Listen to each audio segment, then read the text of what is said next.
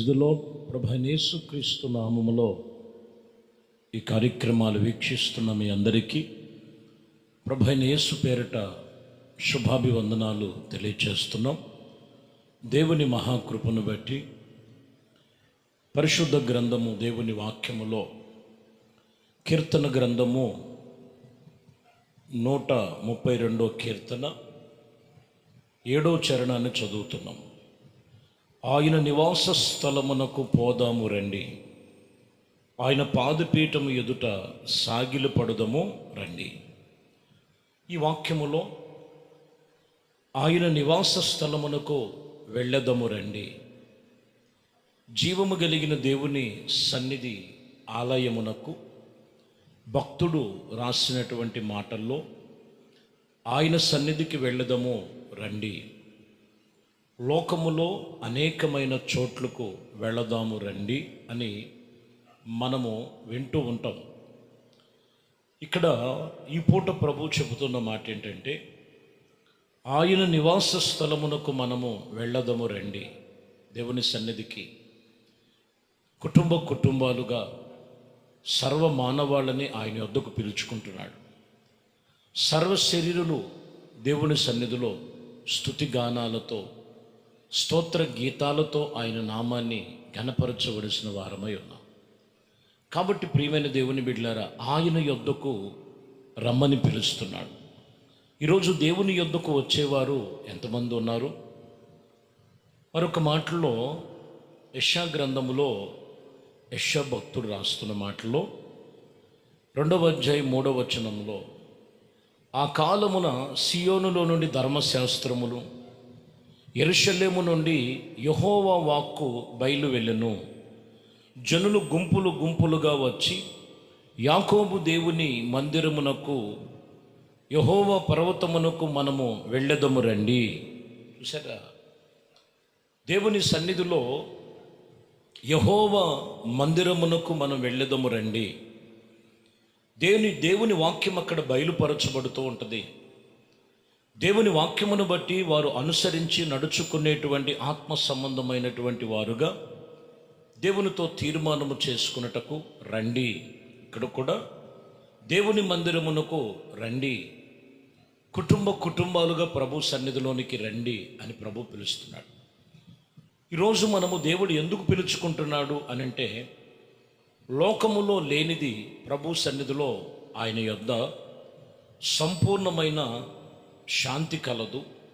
దేవుని యందు మరి కుటుంబాలుగా వచ్చిన ప్రతి ఒక్కరిని కూడా ఆయన ఆశీర్వదించి వారి కుటుంబాలకు క్షేమము కలుగు చేసే దేవుడని ఆయన సన్నిధిని మనము మానక ఆయన యొద్దకు మనము రావాలి. హోషేయ గ్రంథములో 6వ అధ్యాయం 1వ వచనములో కూడా మనము యెహోవా యొద్దకు మరలెదము రండి. చూసారా, దేవుని యొద్దకు మనం మరలెదము రండి. దేవుని యొద్దకు మరలి ఆయన మన చీల్చివేసినని ఆయన చెబుతూ, ఆయన మనలను స్వస్థపరచును, ఆయన మనల్ని కొట్టును, ఆయన మనల్ని బాగు చేయును. ఇక్కడ మనం గమనించినట్లయితే సంపూర్ణమైనటువంటి స్వస్థత దేవుని యొద్ద ఉన్నది. కాబట్టి ఆయన యొద్దకు మనం మరలెదము రండి అనేది దేవుని వాక్యం ఇక్కడ చెబుతున్న మాట. ఈరోజు దేవుని సన్నిధిలో ఆయన యొద్దకు మనము మరలి ఉండాలి అనేది తెలుసుకోవాలి. యోవేలు గ్రంథములో కూడా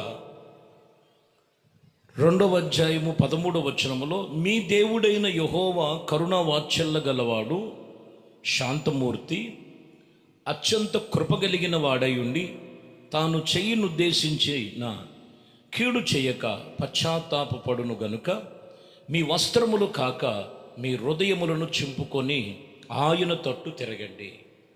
ఆయన తట్టు మనం తిరిగేటువంటి అనుభవం, ఆయన యొద్దకు వచ్చిన వారు మొదటిగా ఆయన యొద్దకు రావాలి. ఆయన వాక్యము తట్టు మనము ఆయన ఒక మనస్సును మనం ఇవ్వాలి. అలాగే ఆయన వైపు మరలినట్లుగా మనం చూస్తున్నాం. 3వ విషయంలోకి ఇక్కడికి వచ్చిన తర్వాత వస్త్రములు చింపుకున్నట్లుగా కాదు, కానీ మీ హృదయం మనసు దేవుని వైపు చినగబడాలి. ఆయన తట్టు మీరు తిరగాలి. ఆయన యొద్దకు రండి. ఈరోజు ప్రభు ఎందుకు పిలుస్తున్నాడు మీరు నా యొద్దకు రండి అని ప్రభు ఆయన పిలుచుచున్నటువంటి ప్రతి ఒక్కరూ ఆయన వచ్చుచున్నటువంటి వారికి ఏం చేయబోతున్నారు, ఏం చేస్తున్నారు అనేది వాక్యము చక్కగా తేటగా చెప్తున్నమాట.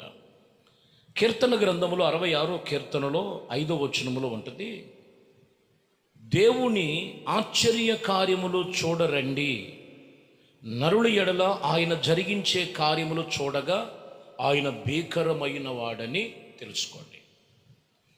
దేవుని యొద్దకు రండి, కుటుంబాలుగా రండి, వాక్యమునకు మీ హృదయములో చోటివ్వండి, మీ మనసు ఆయన వైపు త్రిప్పండి. ఆయన ఎందుకు రమ్మని పిలుస్తున్నాడంటే ఆశ్చర్యమైనటువంటి కార్యములు చూడటానికి పిలుస్తున్నాడు. ఆశ్చర్యమైన కార్యములు చూడటకు రండి. గమనించాలి, ప్రభు నొద్దకు ఎందుకు పిలుస్తున్నాడంటే ఆశ్చర్యమైన కార్యములు ఉన్నాయి ఆయన దగ్గర. యోహాను సువార్తలో మనం గమనించినట్లయితే బేతనీయ గ్రామములో లాజర్ని మరణము నుండి లేపాడు ప్రభు. అక్కడ నలుదిశలా ఆ మాటలన్నీ వ్యాపించబడినప్పుడు 12వ అధ్యాయము యోహాను సువార్తలో 9వ వచనంలోకి వచ్చేలకే, కాబట్టి యూదులలో సామాన్య జనులలో ఆయన అక్కడ ఉన్నాడని తెలుసుకొని యేసును చూచుటకు మాత్రమే కాక మృతులలో నుండి లేచినటువంటి లాజర్ను కూడా చూడటకు వచ్చిరి. చూసారా, ఇది నిజమా కాదా? దేవుడు ఆశ్చర్యమైన కార్యములు చేశారంట. ఒక మనిషి మరణం అవ్వటం ఏంటి, మరణము నుండి లేపటం ఏంటని యేసు ప్రభువుని చూడటమే కాదు, మరణించి తిరిగి లేచినటువంటి లాజర్ను లేపినటువంటి లాజర్ను చూడటం కూడా వచ్చను. ఎందుకంటే యేసునొద్దకు రమ్మనేది ఎందుకనంటే ఆశ్చర్యమైన కార్యములు చూడటానికి దేవుడు నిన్ను పిలుస్తున్నాడు. ఆశ్చర్య కార్యములు చేయువాడు ఆయన. దానియేలు గ్రంథములో చదివినట్లయితే 6వ అధ్యాయం 27వ వచనములో మనం చదువుతున్నాం, ఆయన విడిపించువాడును రక్షించువాడయుండి పరమందు భూమి మీద సూచక్రియలు ఆశ్చర్యమైనటువంటి ఆశ్చర్య కార్యములు చేయువాడు ఆయన, సింహము నోళ్ళను నుండి ఈ దానియేలును రక్షించనని రాయబడినది. గమనించాలి, ఆయన విడిపించుటకు రక్షించుటకు భూమి మీద కానీ ఇదిగో పరమందు కానీ ఆశ్చర్యమైన కార్యములు చేసే దేవుడు ఆయన. ఆయన యొద్దకు మనము రమ్మని పిలుస్తున్నాడు ఆయన. ప్రియమైన దేవుని బిడ్డలారా, ఈరోజు దేవుని మందిరమునకు రండి. దేవుని సన్నిధిలో ఆయన వాక్యమునకు మీ హృదయములు వినుటకు రండి. ఆయన వాక్యమును విని మీ మనసు ఆయన వైపు త్రిప్పటకు రండి. ఆయన ఎందుకు పిలుస్తున్నాడంటే నీ జీవితంలో ఆశ్చర్యమైన కార్యాలు ప్రభు చేయటానికే. సూచక్రియలు మహత్కార్యాలు ప్రభు సన్నిధిలో ఉన్నాయి.